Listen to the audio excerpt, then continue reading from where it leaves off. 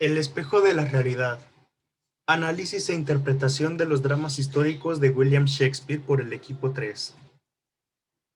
Las personas que ayudaron en la elaboración del siguiente trabajo son Arellano Silva Miguel Ángel, Delgado Maldonado Jesús David, García Hernández Darío Eugenio, Guzmán Alvarado Gabriel Augusto, Núñez Álvarez Marcos Azael, Quintero Díaz Alejandro, Ramírez Reyes Areli, Rodríguez Gutiérrez Andrea Montserrat. Hemos dividido la presentación en las siguientes partes.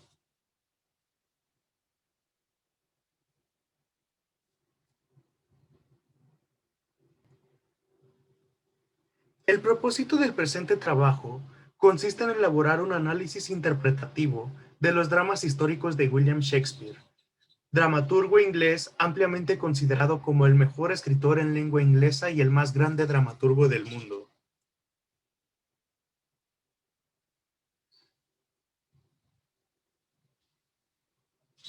Para llevar a cabo este análisis, elaboramos una investigación del contexto histórico y cultural que rodea a Shakespeare y a los momentos históricos contados. La importancia que radica en los textos del subgénero histórico dramático se expresan en la necesidad de entender y plasmar el modo de pensar de las personas, mucho tiempo atrás del actual, cuyas decisiones han afectado el presente. Por ello,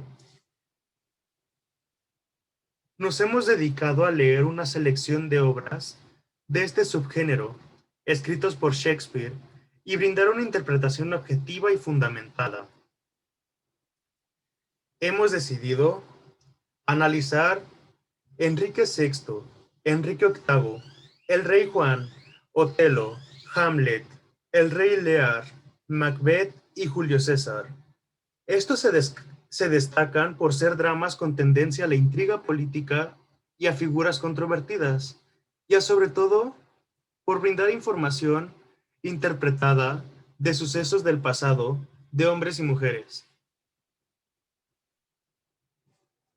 Análisis interpretativo de Enrique VI, parte 1, 2 y 3, por Jesús David Delgado Maldonado. La trilogía de Enrique VI aborda temas como el poder, la venganza y el caos, los cuales eran propios y aún lo siguen siendo de la condición humana del siglo XVII. Podemos sintetizar los hechos ocurridos en Enrique VI en la siguiente cronología. Como ya mencionamos, Enrique VI parte 1 es un drama histórico de William Shakespeare y con posiblemente la colaboración de Christopher Marlowe y Thomas Nash, que se cree fue escrita en 1591 y obviamente está ambientada durante la vida del rey Enrique VI de Inglaterra. La primera parte de Enrique VI comienza con el funeral de Enrique V, el bendecido por el Rey de Reyes, el monarca inglés que conquistó Francia y al que ahora se le rinden los más altos honores fúnebres. Sin embargo, a las alabanzas le siguen de inmediato las disputas de los nobles y un mensaje que informa de la caída de 8 ciudades francesas. La primera escena preludia, por lo tanto, la serie de reveses que llevarán a la pérdida de las posesiones francesas, la muerte de Talbot, una especie de sucesor espiritual de Enrique V, y las pugnas nobiliarias que desembocarán en la Guerra de las Rosas. Los personajes principales a lo largo de esta trilogía y los más populares son Enrique VI, Ricardo Plantagenet, Talbot, Juana de Arco, el duque de York y la reina Margarita. Continuando, la parte 2 de Enrique VI comienza con el matrimonio del rey Enrique VI de Inglaterra con la joven Margarita de Anjou. Margarita es la protegida y amante de William de la Pole, cuarto conde de Suffolk que pretende influir en el rey a través de ella. El principal obstáculo para el plan de Suffolk y Margarita es el Lord Protector Humphrey, duque de Gloucester, que es extremadamente popular entre la gente común y en quien el rey confía profundamente. La esposa de Gloucester, sin embargo, tiene planes para el trono y ha sido dirigida por un agente de Suffolk para incursionar en la nigromancia. Ella convoca un espíritu y exige que le revele el futuro, pero sus profecías son vagas y antes de que termine el ritual es interrumpida y arrestada. En la corte, es luego desterrada para gran vergüenza de Gloucester. Suffolk luego conspira con el cardenal Beaufort y el duque de Somerset para provocar la ruina de Gloucester. Suffolk acusa a Gloucester de traición y lo hace encarcelar, pero antes de que éste pueda ser juzgado, Suffolk envía a 2 asesinos para matarlo. Mientras tanto, Ricardo, tercer duque de York, revela su derecho al trono a los condes de Salisbury y Warwick, quienes se comprometen a apoyarlo. Es aquí cuando comienza la Guerra de las Rosas, y es un evento en el cual la nobleza inglesa toma partido, algunos apoyando la casa de York y otros apoyando a Enrique y a la casa Lancaster. Se libra una batalla en St. Albans, en la que el duque de Somerset es asesinado por Ricardo y Lord Clifford por York. Con la batalla perdida, Margarita persuade al angustiado rey para que huya del campo de batalla y se dirija a Londres. A ella se le une el joven Clifford, quien jura vengarse de los yorkistas y simpatizantes de Ricardo Plantagenet, duque de York, por la muerte de su padre. La obra termina con York, Eduardo, Ricardo, Warwick y Salisbury partiendo en busca de Enrique, Margarita y Clifford. Un tema importante de la obra es la debilidad inherente del rey y su incapacidad para controlar el país o incluso su propia corte. La debilidad de Enrique como rey es la razón principal por la que muchos críticos del siglo XXI juzgaron que Enrique VI parte 1 carecía de emoción. Enrique es tan inepto que el público no podía sentir empatía por él, y por lo tanto su tragedia disminuyó. Hay numerosos ejemplos a lo largo de la obra en los que en la que estos críticos podrían haberse centrado. Finalmente, en la parte 3 de la trilogía de Enrique VI, tras la derrota de las tropas del rey al final de la segunda parte, el duque de York parece ser colmada su aspiración al trono al comienzo de esta tercera parte. Sin embargo, la reina Margarita pasa al contraataque con un ejército y York muere al final del primer acto en una escena desgarradora, humillante y llena de venganza. Desde ahora, la acción se centra en la venganza de los hijos de York, en la que van a cobrar mayor presencia Eduardo, el futuro rey, y especialmente Ricardo Plantagenet II, más tarde, duque de Gloucester. Entretanto, el rey Enrique, más devoto que nunca, anhela en vano una vida de pastor. Los hijos de York darán muerte al príncipe heredero de Eduardo, y el poder acabará en la casa de York. Más que en las partes anteriores, en esta obra predomina un mundo más bien amoral, que se asocia con las ideas de Maquiavelo, pensador y filósofo de esa época, bueno, algunos años anterior a ella. Inspirador de Ricardo. El nuevo rey Eduardo podrá congratularse de haber alcanzado la paz y el amor de sus hermanos, pero el monólogo de Ricardo en el acto tercero y sus apartes finales nos avisan que esa paz será precaria y volverá a estar en peligro. Es probable que al terminar esta última parte, o incluso antes, Shakespeare ya hubiera concebido la continuación y conclusión de este proceso histórico en Ricardo III, cuyo culmen es la muerte de Enrique VI en la Torre de Londres. Hola, soy Asen Núñez y les hablaré sobre la obra titulada La famosa historia de la vida del rey Enrique VIII, también conocida como Enrique VIII.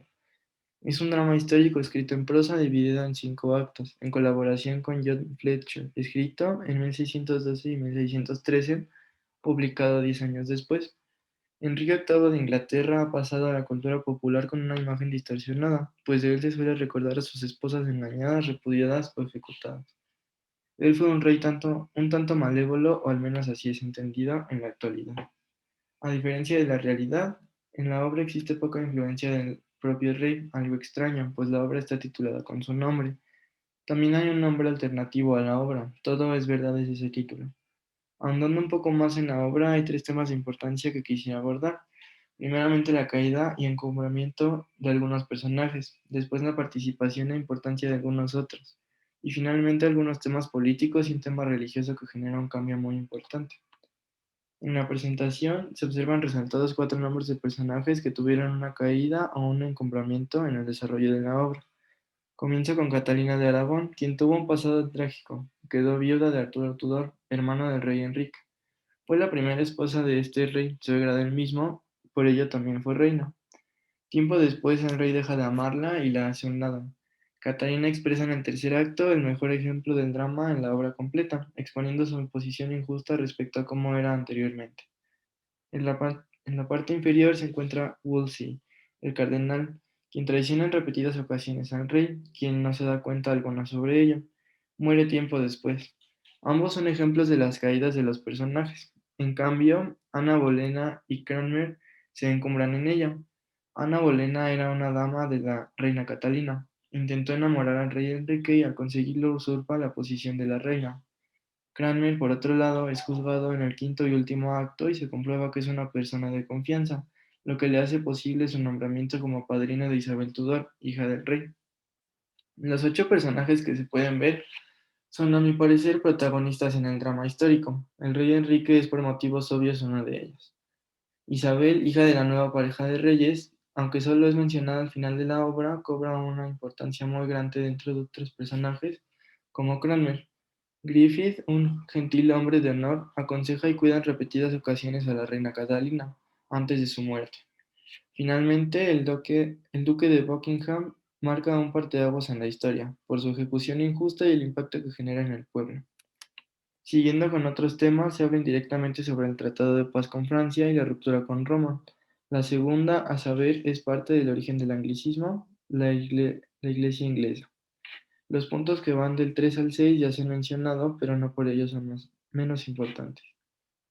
Me resta comentar que la obra de Enrique VIII es digna de leerse, pues no solamente involucra aspectos del género dramático, sino que también implica conocimiento de cultura general y conocimiento, linaje y o condiciones de la realeza europea, además de la inglesa de hace algunos siglos. Es por ello que se convierte en un verdadero espejo de la realidad que se vivió hace ya 5 siglos y que podemos interpretar ahora mediante la lectura. Hola, soy Miguel Arellano y les voy a hablar sobre el rey Juan. Esta obra arranca en un conflicto político, pues Ricardo Corazón de León no dejó un hijo legítimo. Su hermano Godofredo era el heredero al trono, pero este falleció tiempo atrás.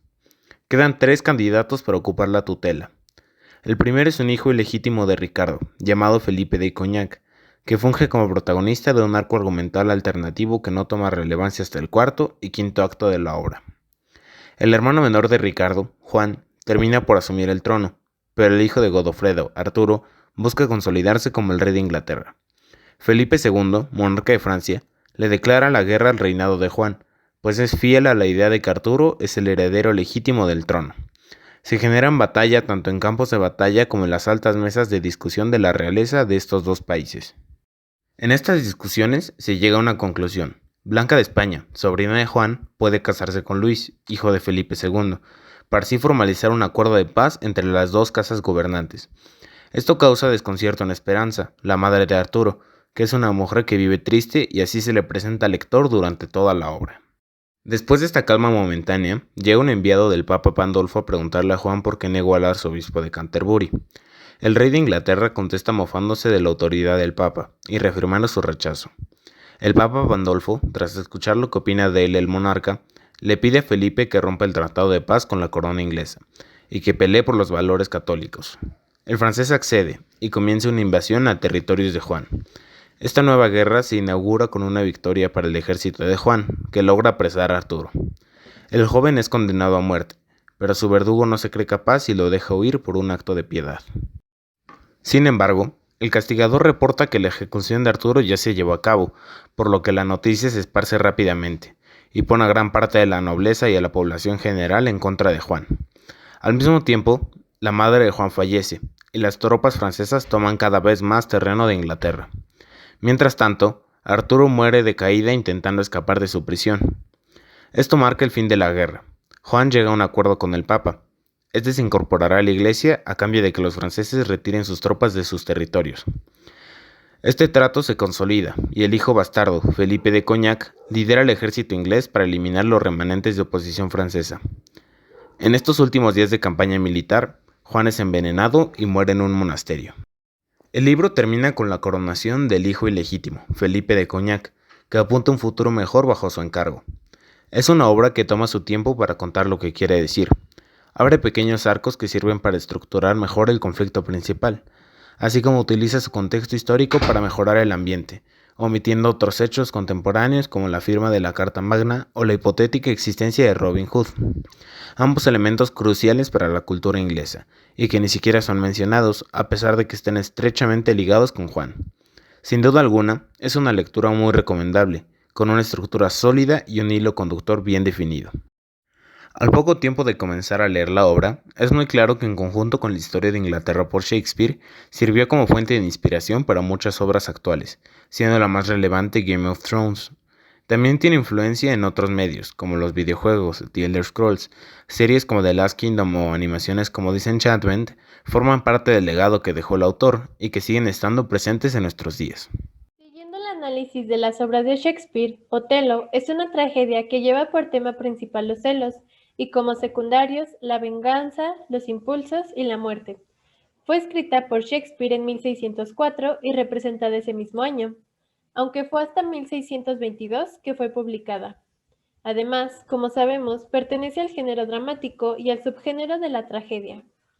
Hablando un poco sobre la estructura, consta de 5 actos. El primero, el segundo y cuarto acto contienen 3 escenas cada uno, mientras que el tercer acto contiene 4 escenas y el quinto solo 2. Ahora bien, para comenzar a platicarles sobre la historia, primero les diré los personajes principales. Entre ellos está Otelo, quien es el moro de Venecia. Está descrito como alguien leal e inteligente. En apariencia se describe como alguien alto, de tez oscura y de labios gruesos. Siguiendo está Yago, el alférez de Otelo, quien es la principal causa de toda la historia. Durante la lectura pude notar que es alguien vengativo, cauteloso, aprovechado y hasta cierto punto astuto. Después está Casio, el teniente de Otelo. Es alguien que se deja llevar por los impulsos y es un poco ingenuo. Continuando está Rodrigo, amigo de Yago, y es un caballero tonto, crédulo y manipulable. Finalmente tenemos a Desdémona, esposa de Otelo, quien a pesar de ser desobediente y rebelde, es una mujer leal y fiel. Se describe como alguien hermosa, de tez clara y de la alta sociedad. El contexto histórico y literario forman parte fundamental de la obra, pues dentro de la historia se describe un escenario de guerras que realmente sucedieron. En este caso fue la guerra entre los turcos y venecianos. Además, esta obra fue escrita durante la época del teatro isabelino inglés, que marca a Shakespeare como uno de sus principales representantes, que, en general, trata pasiones humanas sin filtros.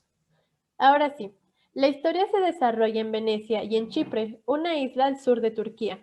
Básicamente gira en torno a las mentiras, engaños y cizaña que mete Yago en estos personajes, solo con el propósito de que Otelo destituya a Casio como su teniente y le dé el cargo a él. Además, chantajea a Rodrigo con la esperanza de que Desdémona se pueda enamorar de él. A lo largo de la obra, las ideas que mete Yago para formar una mala imagen de los demás solo condena el destino.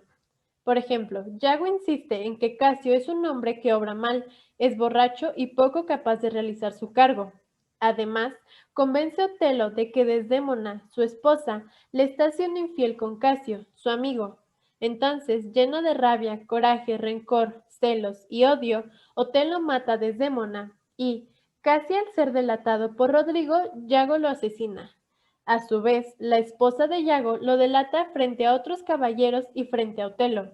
Entonces, Otelo no puede creer cómo fue tan ingenuo y antes de clavarse la espada y morir junto a su esposa, hiere a Yago, quien también mata a su propia esposa. En lo personal, esta obra me gustó mucho porque no se pierde el hilo, es muy entretenida y a pesar de su brevedad, logra captar toda la atención del lector.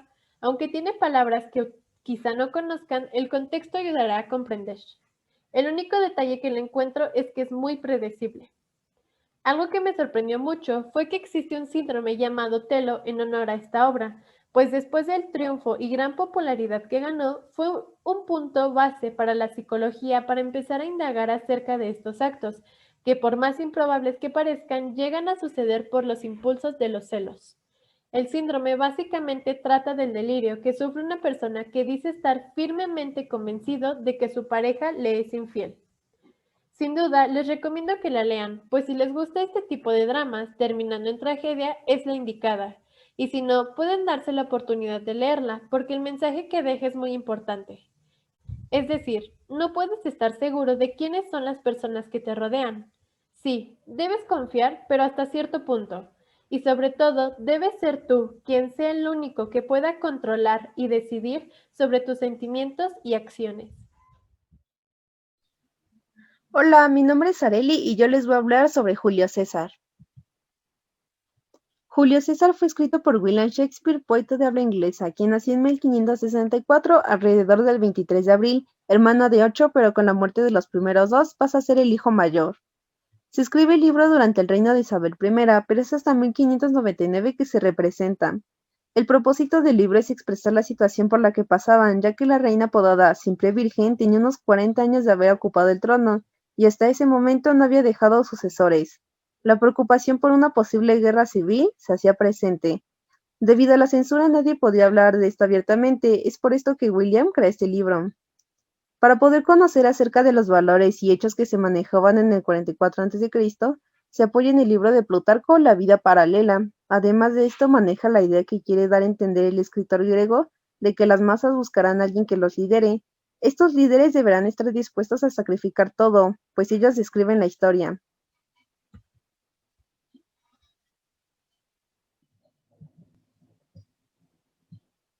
El libro pertenece al género dramático del subgénero trágico escrito en prosa, pero con su mayor recurso los diálogos se escriben en verso la mayoría de veces.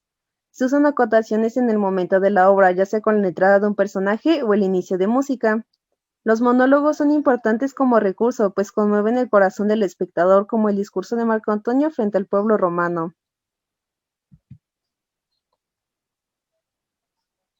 El nudo al que se enfrenta el libro es el conflicto interno de Bruto, pues como líder aprecia más al pueblo romano que la vida de un amigo. El libro se divide en 5 escenas, 3 localizadas en diferentes partes de Roma y las últimas 2 en Filipos en el año 44 a.C.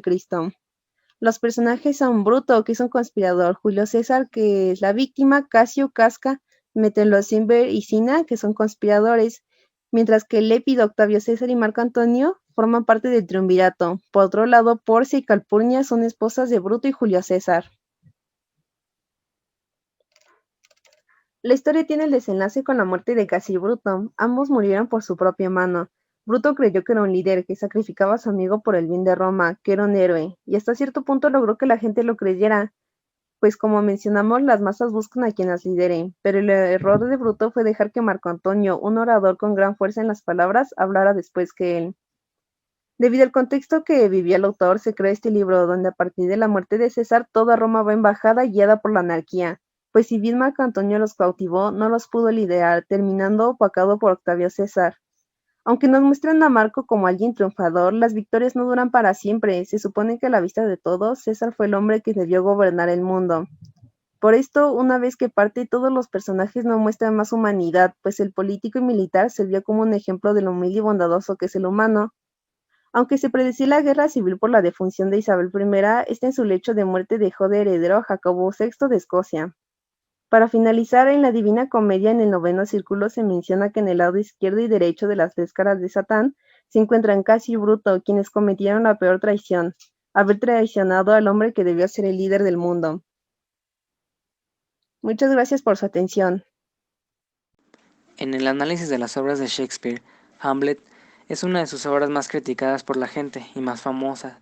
Esta obra se especula que fue escrita entre 1599 y 1601, ya que no se sabe la fecha exacta en la que fue escrita, y fue publicada en 1603. Esta obra está dividida en 5 actos, que a su vez están divididos por varias escenas. El primer acto contiene 5 escenas, el segundo acto contiene 2, el tercer acto contiene 4 escenas, el cuarto acto contiene 7 y por último el quinto acto contiene solamente 2 escenas y aborda principalmente los temas de venganza y locura. Es una tragedia dramática que su historia está conceptualizada más o menos entre la guerra que había entre Dinamarca y Noruega. Hablando un poco de su historia, está protagonizada por el príncipe Hamlet de Dinamarca, que es el hijo del rey Hamlet, que fue asesinado por su hermano Claudio, pero para apoderarse del trono. Después de esto, Hamlet se encuentra con el fantasma de su padre. Este le pide que vengue su muerte y le confiesa que fue su tío Claudio quien le asesinó para quedarse con el trono. Después de varios sucesos, Hamlet logra consumar esta venganza, pero tanto como él como su madre, su amada Ofelia y varios personajes más mueren en el transcurso de la obra. Creo que este libro tiene una trama bastante interesante y algo complicada de analizar. Si bien se muestran bastantes realidades a las cuales estamos sujetos hoy en día, Hamlet nos hace reflexionar mucho en lo que significa la vida y la muerte. Estos temas son bastante importantes en esta obra dramática, ya que nos hace entender sentimientos y pensamientos por los que va pasando el personaje. Sinceramente, yo recomiendo a todos los que estén interesados se den el tiempo y lean esta obra, ya que sí vale la pena y es muy interesante. La tragedia del rey Lear. Las palabras se las lleva el viento. Así se puede describir esta obra de William Shakespeare, que trata sobre un rey que, como ya es muy viejo, decide repartir sus tierras entre sus 3 hijas, Cordelia, Gonerilda y Regania. Cuando éstas se reúnen, les hace una prueba de lealtad que más bien termina siendo de hipocresía y de estereotipos. El punto es que Gonerilda y Regan adornan sus palabras creando una falsa idea sobre ellas, mientras que Cordelia solo dice nada, debido a que una simple expresión no va a cambiar en nada las cosas, y pues como ella dice, su corazón no llega a su boca. Esto le molesta tanto al rey, y por eso decide desterrarla por el insulto, pero no le va a salir muy bien. Esperarse, las herederas lo echan del reino mientras ellas se quedan con la riqueza y los lujos. ¿A qué me recuerda esto? Pero como nada es eterno, llegan las víboras, llegan los malentendidos, y después de muchas acciones anticuadas, todos mueren. Unas se envenenan, otros se suicidan, y los demás se vuelven locos y mueren de sentimiento. Esta obra se puede aplicar en la vida cotidiana, puesto que muchas veces la disputa entre la herencia y otras cosas genera este tipo de conflictos. Además de que siempre están pues los chismosos que provocan malentendidos y en ocasiones hasta pueden generar guerras. Todo por una historia falsa. Mi nombre es Alejandro Quintero Díaz y yo les voy a hablar de Macbeth. En este texto dramático con subgénero tragedia, se presenta al estilo medieval constante y sutilmente el dilema de un destino dictador y un destino creado por la voluntad del ser humano, solo que esta última contaminada principalmente de ambición. Esta obra fue dedicada a Jacobo V, rey de Escocia. Aquí predomina principalmente el diálogo y después el soliloquio. Fue representada por primera vez en 1606. La estructura interna del libro es que está dividida en 5 actos. El primer acto tiene 7 escenas. Trata desde que a Macbeth y a Banquo se les anuncia que el primero será rey y el segundo padre de reyes, hasta que Macbeth se dirige a matar a Duncan, rey de Escocia, para hacer su destino una realidad próxima. En el acto segundo, que tiene 4 escenas, acontece desde la muerte de Duncan en el castillo Macbeth hasta el escape de Malcolm y Donalbain, sus hijos, por miedo a ser asesinados por el traidor. El acto tercero cuenta con 6 escenas. que muestran el reinado de Escocia en manos de Macbeth y con el fin de que nadie le quite la corona, ordena a asesinos matar a Banquo y a su hijo, pero su hijo logra escapar. El acto cuarto tiene 3 escenas, siendo la escena 3 la más larga del libro. Macbeth se encuentra con las brujas del principio para conocer su futuro, y ellas le arman de valor arrogante. Este acto termina en la disposición de Malcolm y en especial de Macduff por retirar del trono a Macbeth y darle paz a Escocia, llevando a guerra a Inglaterra con el reinado de Macbeth. El acto quinto contiene 7 escenas y acontece desde la guerra que acaba con Macbeth hasta que se corona a Malcolm como rey de Escocia. La historia ocurre en el Reino Unido, principalmente en Escocia. Tal vez se encontraban al principio en primavera por una mención de la raíz de cicuta, que tiene su temporada por aquella estación. En el siguiente esquema se muestran los lugares que menciona el libro. Los personajes principales son los protagonistas, Macbeth y su esposa Lady Macbeth, y los antagonistas, Malcolm y Macduff. Macbeth es el centro de la historia. Se puede decir que él al principio era justo, piadoso, recto, fiel al rey, un buen esposo y un buen amigo. Por el pasar de la historia, su corazón se endurece al igual que sus obras, principalmente por la influencia de su esposa y cada vez más por su ambición y arrogancia. Lady Macbeth es una mujer intrépida, valiente, dura y ante todo astuta, que no teme al fracaso y tiene convicción de su éxito. Es el impulso primordial de Macbeth y muchas veces salva de los errores a su esposo. Es mala desde el principio y no hay bondad en sus intenciones, pues todo es egoísmo en ella. Pero al final sus obras le dejan sonámbula y le torturan los recuerdos, al grado de que se quita la vida con sus propias manos. De parte de los antagonistas está Malcolm, que es el hijo primogénito de Duncan. Se conserva sencillo. Tal vez no era muy listo o solo por el miedo no pudo pensar bien la escapada a Inglaterra cuando mataron a su padre, aunque creo que fue beneficioso que se fuera e hiciera una mejor amistad con el rey de Inglaterra. Macduff es un hombre sensible que no se priva de expresar su dolor ante su pérdida familiar y ante otros dolores. Busca junto a Malcolm liberar a su gente de la dictadura homicida de Macbeth, según la lógica del libro. Él no es nacido de mujer, porque su natalidad tuvo lugar cuando su madre ya estaba muerta, y por ello, según las profecías, era el único que podía matar a Macbeth, y así lo hace hasta decapitarlo, y llevarlo a los ojos de Malcolm, nuevo rey de Escocia. También se mencionan algunos personajes secundarios, entre los principales son Banquo, las 3 brujas y Duncan. Bueno, mi reflexión es que esta obra, me hizo reflexionar 2 cosas. La primera, los humanos tratamos de tocar el futuro sin darnos cuenta que no existe, al igual que el pasado, apenas si el presente existe solo en este instante. ¿Cómo nos atrevemos a sufrir o gloriarnos de un futuro que no existe? Concluyo que el destino no existe y es la voluntad quien puede cambiar la historia. La segunda cosa es que creo que no se puede dar la confianza absoluta a un humano, ni siquiera podemos confiarnos en nosotros mismos, porque parece ser que el primero en traicionar al otro es el mismo, así que hay que cuidar a quien otorgamos la confianza. Estas son mis fuentes de consulta. Gracias. Tras analizar e interpretar las obras dramáticas de William Shakespeare, somos más conscientes de su importancia en la literatura universal. Creemos que para su época, y si es que existió, William Shakespeare fue un máximo innovador en el género. Y es que en la diversidad de sus textos se encuentra la riqueza cultural, siendo las obras analizadas un claro ejemplo de ello, y nos permite postular que efectivamente Shakespeare plasma la condición humana de manera casi perfecta, y el hecho de que lo haya realizado tanto tiempo atrás es lo que lo convierte en uno de los escritores más brillantes. Quizá el secreto de la importancia de Shakespeare sea la conexión con el público. Evidentemente, esta conexión debe basarse en algo, quizá en los temas tratados, y es que Shakespeare habla y personifica mejor que nadie las debilidades humanas. Resume de forma sencilla la enorme variedad de emociones dentro del ser humano, dando lugar a personajes realmente complejos.